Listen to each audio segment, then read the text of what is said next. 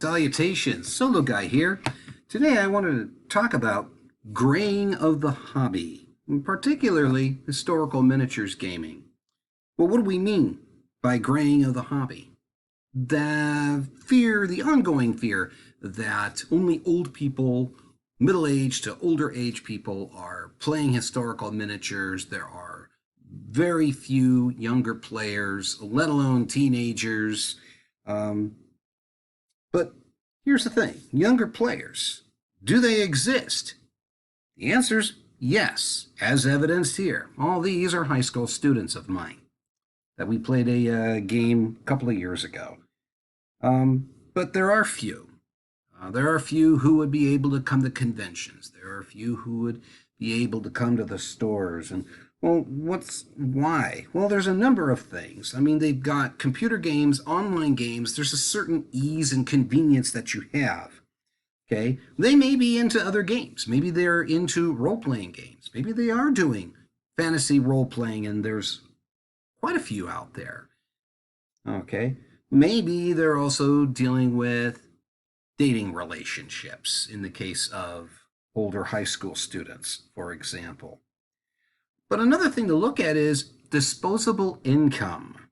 Maybe that's one of the reasons why we're not getting as many younger players coming in. It's not that they are necessarily uninterested, but maybe because they don't have the money to buy into the hobby. And it could be, this may explain also why skirmish games are becoming more popular, because you don't have to put as much money into buying as many figures.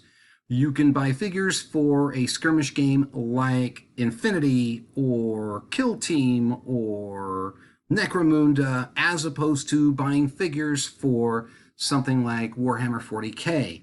And of course, there's Bolt Action too, as a skirmish game. I should not forget to mention that.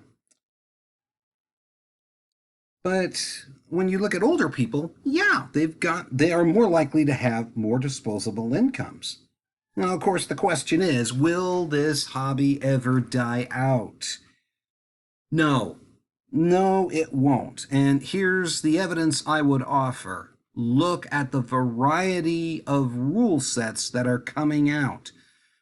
At this point, there may be more Napoleonic rule sets than there were members of the Imperial Guard at Waterloo. I'm kidding. I don't know the actual number.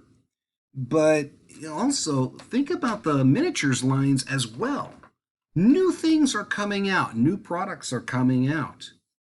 This may offer a positive inducement for younger players to get in.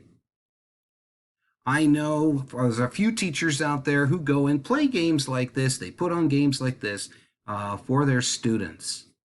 And I'm sure that they enjoy it. And if you are a teacher out there, hey, I'm right there with you.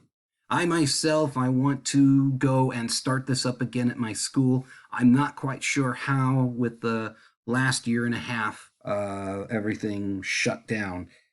But I'm optimistic. And I think out there, encouraging young people to try it out, give very relatively simple rules, few figures, something that would be over and quick within an hour to 2 hours. And who knows, you might get somebody hooked.